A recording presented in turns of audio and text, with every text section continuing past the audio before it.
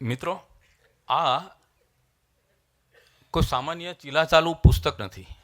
આ એનું વિમોચન કે એનું પ્રાગટ્ય પણ નથી. પુસ્તક એ લેખકના સંતાનનું જન્મની ઘટના છે, પ્રસવની ઘટના છે. આજે એક શબ્દરૂપી સંતાન જન્મ્યું છે જગદીશભાઈનું, અને એમણે સમજી વિચારીને એક ગાયનેકોલોજીસ્ટને હાજર રાખ્યા છે. અને ગાયનેકોલોજીસ્ટની ફરજ હોય છે કે જ્યારે કોઈ નવું બાળક જન્મતું હોય ત્યારે અમારે સાક્ષી ભાવે ત્યાં ઊભા રહેવાનું અને કંઈ આડોવળું ન થાય, સિઝેરિયન ન કરવું પડે એનું ધ્યાન રાખવાનું. એટલે હું કહી શકું કે નોર્મલ ડિલિવરી થઈ છે.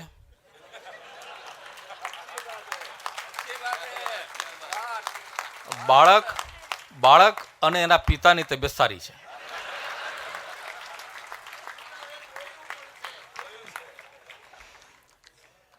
મિત્રો, આ પ્રેરણાનું ઝરણું નથી, આ પ્રેરણાની પવિત્ર ગંગા નદી છે. એમાં ડૂબકી મારજો. હું અનુરોધ કરું છું કે દરેક જણ આ પુસ્તક ખરીદે અને વાંચે. માત્ર મોટિવેશનલ વાત નથી, એક ચમત્કાર છે એમાં. બેને કહ્યું, અવનીએ, એમ જગા ઝેરોક્સવાળામાંથી પદ્મશ્રી ડૉક્ટર જગદીશ ત્રિવેદી બનવાની આ યાત્રા છે. આ 8મી અજાયબી છે. અત્યાર સુધી આપણે અનેક વાર્તાઓમાં શરૂઆતમાં પહેલું વાક્ય વાંચતા આવ્યા છીએ કે પ્રાચીન કાળમાં એક ગરીબ બ્રાહ્મણ હતો. આ વાક્ય પહેલી વાર જગદીશ ત્રિવેદીએ ખોટું પાડ્યું છે. ગરીબ બ્રાહ્મણ હતો એ વાત ખોટી પાડી છે, પણ પાછી ધનવાન હોવા ઉપરાંત દાતા બ્રાહ્મણ હતો આવું લખાશે.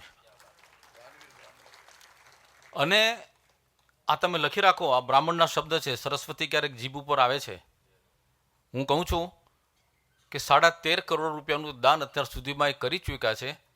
અને આટલું દાન કરનારા દાનવીર બ્રાહ્મણ અત્યાર સુધીમાં કોઈ થયા નથી અને હવે થશે નહીં.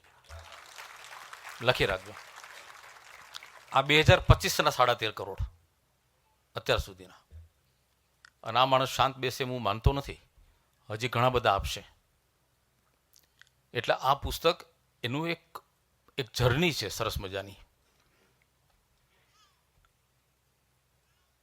એમના જીવનમાં એક અદ્ભુત ઘટના બની છે. આપણા બધાને એક મા હોય છે ને એક બાપ હોય છે. એમને માતા પિતાની 2 જોડ છે.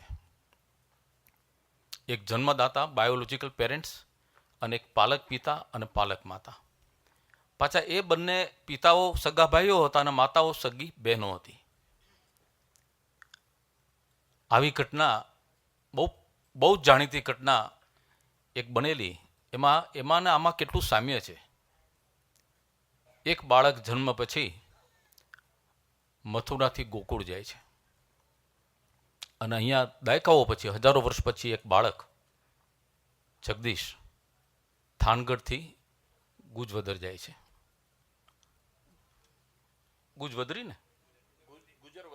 ગુજરવદી જાય છે. માત્ર 2.5 વર્ષની ઉંમર હશે.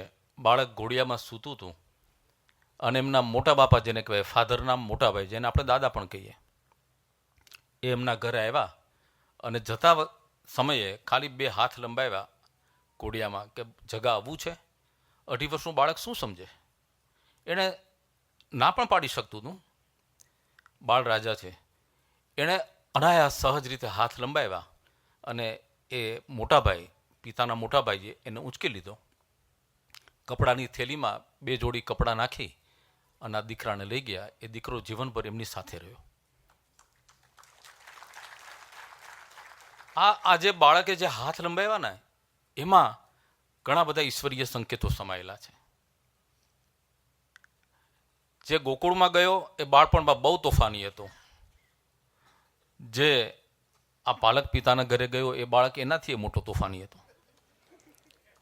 તોફાની એટલે ગામ ત્રાસી જાય. લીંબડી બોર્ડિંગમાં ગયા તો ત્યાં લીંબડીની બોર્ડિંગ ત્રાસી ગઈ. એ બોર્ડિંગના ઇતિહાસમાં કોઈ બાળકને રસ્ટિકેટ કરવામાં આવ્યો હોય, હોસ્ટેલમાંથી કાઢી મૂકવામાં આવ્યો હોય, એક જ ઘટના બની છે.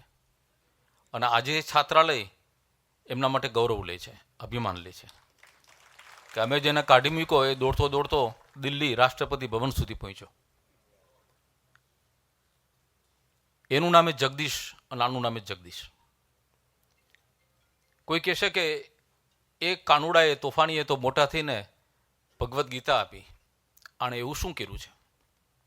2 વર્ષ રાહ જુઓ, એમના જીવનનો ત્રીજો પડાવ આવી રહ્યો છે, ફરીથી એક પરિવર્તન આવી રહ્યું છે, અને બાકીના જેટલા વર્ષો ભગવાન એમના આયુષ્યના આપશે, આપણી ઈચ્છે કે 101 વર્ષ જીવે, એ પોતાનું જીવન ભગવદ્ ગીતાને સમર્પિત કરવાના છે. એટલે આ બે જગદીશ વચ્ચે ઘણું બધું સામ્ય છે, એ કથા નોંધવા જેવી છે. એ જે હાસ્યકાર તરીકે પ્રસિદ્ધ થયા, લોકપ્રિય થયા, સફળ થયા, એની પાછળનું જો મને મુખ્ય કારણ તમે કહો ને તો એમાં નસીબનો બહુ ફાળો નથી. સખત પરિશ્રમ કર્યો છે. 20 સૂત્રી કાર્યક્રમ વખતે ઇન્દિરાજી જે કટોકટી કાળમાં કેટલાક સૂત્રો આપ્યા હતા, એમાં એક સૂત્ર હતું નારાઓ કે કઠોર પરિશ્રમનો કોઈ વિકલ્પ નથી. પછી હું જ્યારે દિલ્હીની ગાદી ઉપર બેઠેલા ગુજરાતના વાઘને મળ્યો ત્યારે એમણે કીધું કે હા, વિકલ્પ છે શરદભાઈ, કઠોર પરિશ્રમનો પણ વિકલ્પ છે. મેં તો કયો તો કે વધારે કઠોર પરિશ્રમ.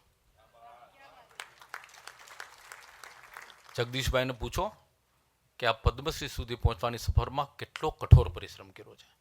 બાકી ઝેરોક્સની દુકાનમાં નકલો કાઢતા કાઢતા માણસને નાટક લખવાનો વિચાર કેવી રીતે આવે? એનું ધ્યાન તો પેલા ગલ્લા તરફ હોય કે 70 રૂપિયા કે 80 રૂપિયા કે 100 રૂપિયા થાય એટલે આપણું રસોડું ચાલશે. એમાં નાટક લખવા, એ નાટક પાછા ભજવવા, પાછા એમાં એ જમાનામાં સ્ત્રી પાત્રો ના મળે, બીજા પાત્રો પણ સહકાર ન મળે, ક્યાંક બદલાઈ જાય, એટલે એમણે એક પાત્રી નટી શૂન્ય અને એક પાત્રી અભિનય શરૂ કર્યો. અને આજે છેલ્લા 40 વર્ષથી એ એક પાત્રી અભિનય જ કરી રહ્યા છે. જગતના મંચ ઉપર આ માણસ એક પાત્રી અભિનય કરી રહ્યો છે. આ સાંઈરામ જેવા ઘણા મિત્રોએ એને કહ્યું કે ભાઈ તારો 11 કરોડનો જે સંકલ્પ છે તું ક્યારે પૂરો કરીશ? ચાલ આપણે બધા ભેગા થઈને એક કાર્યક્રમ કરી નાખીએ 3 કલાકનો, એકી ઝાટકે સ્પોન્સર્સથી 11 કરોડ ભેગા થઈ જશે. તો કે ના, મારે એક પાત્રી જ અભિનય કરવો છે, અને એ એમણે કરી બતાવ્યો. મિત્રો, પત્નીનો સહયોગ આ બહુ મહત્વનો છે. નીતાબેન બેઠા છે, મેં એમને ગઈકાલે પૂછ્યું કે નીતાબેન, આટલી મોટી રકમ તમારા પતિ સમાજ માટે દાનમાં આપે છે, તમને ક્યાંય દિલમાં ખૂંચતું નથી? તો પહેલાં સહજ રીતે એમણે કીધું, હળવી રીતે, કે મને પૂછે તો ને. માણસ ભારાડી છે, હા, મારો નાનો ભાઈ છે, કહી દઉં. એકવાર સંકલ્પ કરે પછી એ ભગવાનને કહે ને કે ફિર મેં अपने बाप की भी नहीं मानता. પણ સાથે સાથે એમણે એ પણ કહ્યું કે મારી બધી જ વ્યવસ્થા એમણે સરસ ગોઠવી કાઢી છે, મને કોઈ ચિંતા નથી. હું જ્યારે કોઈ સેવાભાવી સંસ્થા વિશે લખું છું કે ટેલ નાખું છું, ત્યારે ગુજરાતના અનેક વાચકો સહયોગ આપવા માટે આગળ આવે છે. અમદાવાદનો એક જૈન શ્રાવક યુવાન છે, પણ એટલું બધું દાન આપવા આવે છે, પણ મને હંમેશા એક રિક્વેસ્ટ કરે કે શરદભાઈ, આની પહોંચ મને મારા ઘરે નહીં મોકલતા. મેં કહ્યું કેમ? તો કે મારી પત્નીનો વિરોધ છે. એ જો એના હાથમાં પહોંચ આવશે ને, એને ખબર પડશે કે મેં આ દાન આપ્યું છે, તો અમારા ઘરમાં તકલીફ થશે. આ કેટલો મોટો ફરક છે. નીતાબેનનો સહયોગ શું છે ને, જ્યારે આવા કિસ્સાઓ જોઈએ ત્યારે સમજાય. સમાજ માટે આવું કરવાની પ્રેરણા ક્યાંથી મળી એ મને ખબર નથી, પણ જે ક્ષણે આ પ્રેરણા મળી હશે ને, એ બહુ ફળવતી ક્ષણ હશે. એ માછલીના મોઢામાં સ્વાતિ નક્ષત્રમાં જે પાણીનું બૂંદ પડે ને, એ ક્ષણ હશે. એક ઘટના મને યાદ આવે છે, બહુ સરસ ઘટના છે. હું ભાગ્યે જ ક્યાંય કહેતો હોઉં છું, પણ અહીંયા બહુ રિલેવન્ટ છે એટલે કહું છું. આઝાદી નવી નવી આવી હતી, સરદાર પટેલ બીમાર રહેતા હતા, એસાઇટીસ હતું એમને, જલોદરની બીમારી. આરામ કરવા માટે બારડોલી એમના આશ્રમ ખાતે આવ્યા હતા. બપોરે જમીને એમનો હિંચકો, ત્યાં અત્યારે પણ હિંચકો છે પરસાળમાં, ત્યાં જરા આડા પેડા તકીઓ નાખીને. એમના દીકરી મણીબેન નીચે બેઠા હતા. સરદાર પટેલે કોઈ સૂચના નહોતી આપી કે કોઈ મળવા આવે તો મને જગાડતા નહીં, પણ મણીબેન તો દીકરી એટલે એને એમ થાય કે બાપુ સૂતા છે તો એમને સુવા દઈએ. એ વખતે એમણે 2 યુવાન છોકરા હતા, ટીનેજર, 16-17 વર્ષના, ગેલુભાઈ અને છોટુભાઈ નાયક, અનાવિલ બ્રાહ્મણ. આ ગેલુભાઈ મને કેલી વાત છે, જ્વલકભાઈ. એને દરવાજા પાસે ઊભા રાખ્યા આશ્રમના કે મોટામાં મોટા ચબરબંધી આવે ને જવાહરલાલ નહેરુ આવે ને તો પણ અંદર નહીં આવવા દેતો, અથવા આવવા દેતો એને દૂર બેસાડજે, સરદાર સાહેબ પૂરેપૂરો આરામ કરી લે પછી જ મળશે. હવે ગેટ ઉપર ક્યારે અનાવિલ બ્રાહ્મણોને ઊભા ના રખાય, એ તો દુર્વાસા સ્વભાવથી, મિજાજના પ્રમાણિક સત્યવાદી પણ ઉગ્રવાદી, ઉગ્ર સ્વભાવના. પેલા બંને ઊભા રહી ગયા દંડા આમ ક્રોસ કરીને, અને અમદાવાદથી ગાડી આવી કે નહીં જઈ શકાય. તો કે પણ સરદાર સાહેબે મને સમય આપ્યો છે બપોરે 2:30 વાગ્યાનો, તો કે નહીં જઈ શકાય, મણિબેનનો આદેશ છે. પેલા કે પણ સરદાર સાહેબે અમને કીધું છે, એમનો આદેશ છે, તો કે એ નહીં ચાલે, અમે તો મણિબેનનું કયું જ માનીએ, સરદાર સાહેબ આરામમાં છે. પેલો કે હું અમદાવાદનો મિલ માલિક છું, મારું નામ શેઠ હરગોવિંદ લક્ષ્મીચંદ. તો કે ગમે તે હો, હું તમને નહીં જવા દઉં. આ બધી જે ચણભણ ચાલતી હતી એના અવાજથી હિંચકા પર સૂતેલા સરદાર પટેલ જાગી ગયા. એણે કહ્યું કે મણી, પેલા છોકરાઓ કોને રોકે છે, કે જેઓ એને આવવા દે, મેં બોલાવ્યા છે. પછી શેઠ આવ્યા અને શેઠે ફરિયાદ પણ કરી કે તમે આવા કેવા જડસુ છોકરાઓને ઊભા રાખ્યા છે કે જે મને નથી આવવા દેતા. મેં મારું નામ આપ્યું કે હું શેઠ હરગોવિંદ લક્ષ્મીચંદ, તો એમણે કીધું કે હું તમને ઓળખતો નથી, મારું અપમાન કર્યું. સરદાર પટેલ કેવા ઠાવકા માણસ, એણે માર્મિક ટકોર કરી ખાલી અડધા વાક્યની, કે શેઠ તમે એવું શું કર્યું છે કે એ લોકો તમને ઓળખે?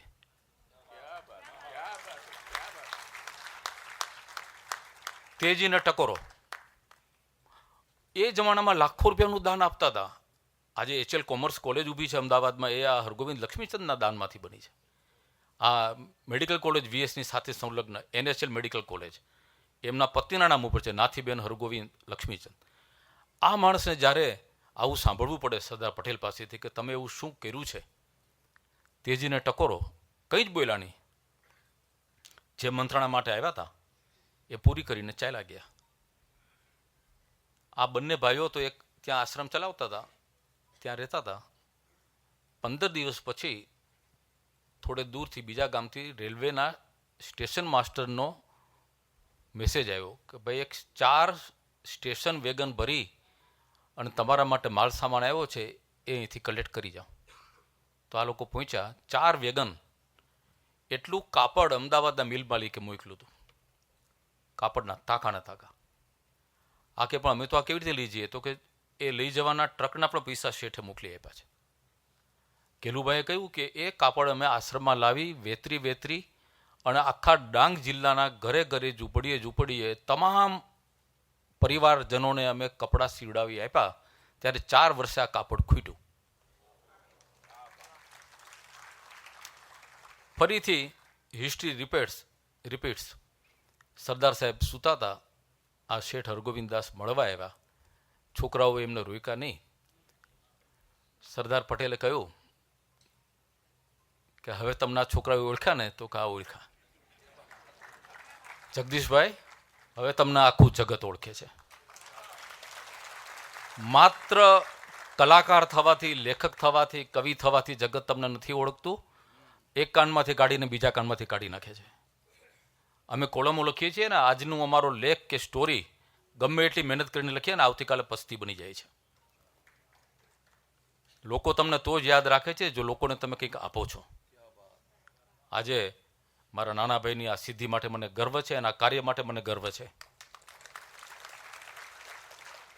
અને હું એક વાત જરૂર કહીશ કે હું ડૉક્ટર જગદીશ ત્રિવેદી નથી, એ વાતનો મને અફસોસ છે, પણ ડૉક્ટર જગદીશ ત્રિવેદી મારા ભાઈ છે, એ વાતનું મને ગૌરવ છે.